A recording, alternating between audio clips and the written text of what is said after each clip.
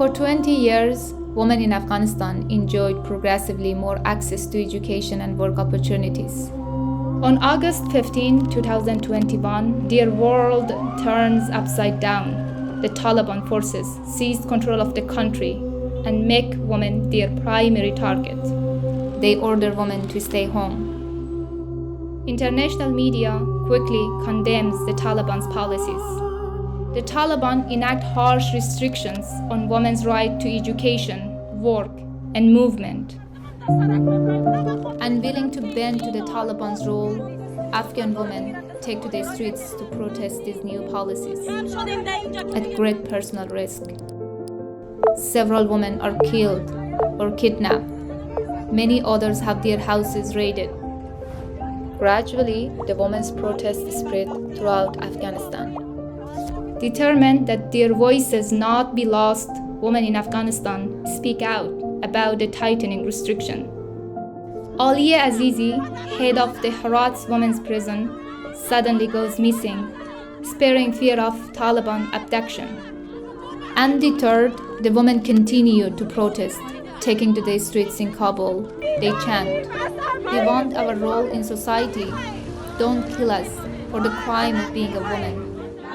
In direct response to the Taliban's restriction on women's work and harsh rhetoric toward women and girls, the protesters shout, recognizing the Taliban is the rejection of women. زنای افغانستان امروز اجازه پوشیدن لباس رنگین ندارن، اجازه اینکه کفش بپوشن، حتی صدای کفش زنان حرام شده، سایه کاری معدود شده، اجازه مکتب رفتن ندارن، اجازه دانشگاه رفتن ندارن. Women called for the release of Aliyah Azizi, who is still missing. The Taliban do not let these blatant challenges to their authority go unanswered. They use electronic devices to break up gatherings.